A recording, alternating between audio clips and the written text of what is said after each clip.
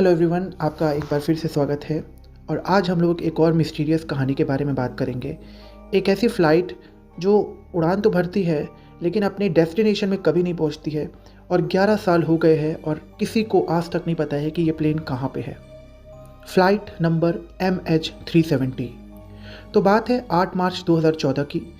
Malaysian airlines की flight MH370 जो एक बोइंग 777 फ़्लाइट थी, उसे कुआलालंपुर से बीजिंग जाना था।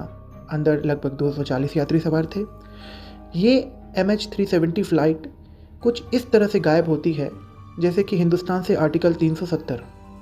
डिसअपीयरेंस की अगर बात करें तो उड़ान भरने के 1 घंटे के अंदर इसका एयर ट्रैफिक कंट्रोल से पूरी तरह से कांटेक्ट टूट जाता है और ये प्लेन अपने रूट से बिल्कुल अलग दिशा में जाने लगती है।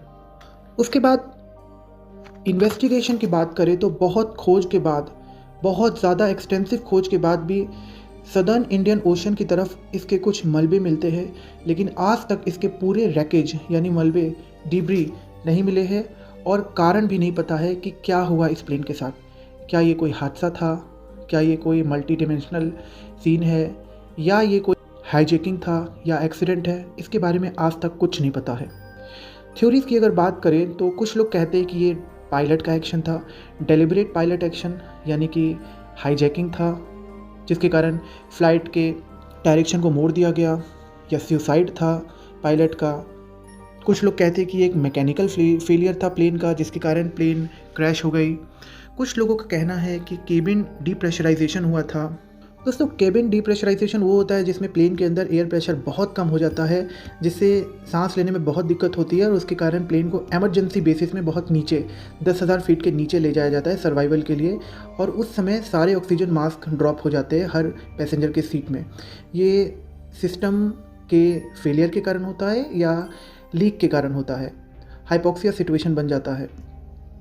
हालांकि इतनी ज़्यादा टेक्नोलॉजी के बाद आज तक कुछ नहीं पता इस प्लेन के बारे में कि ये प्लेन कहाँ पर है।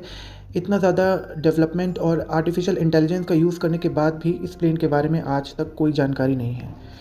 अगर रीसेंट बात करें तो मलेशियन ट्रांसपोर्ट मिनिस्ट्री ने ये बोला है कि उनकी एक मैराइन रोबोटिक्स कंपनी है इन्फिनिटी, जो कि यूके बेस्ड कंपनी है, वो इस प्लेन को फिर से 30 दिसंबर 2025 से सर्च करना शुरू करेगी, जो 55 दिन के लिए चलेगा ये खोज, और ऑपरेशंस इंटरमिटेंटली यानी कि रुक रुक के होंगे। और कंपनी ने ये भी बोला है कि जहाँ बहुत ज़्यादा पॉसिबिलिटी है इस प्लेन के होने की, वहीं पे खोजा जाएगा, लेकिन आज तक कंपनी ने अभी तक ये नहीं बताया है कि पॉसिबिलिटी कहाँ कहाँ है और वो कहाँ खोजेंगे।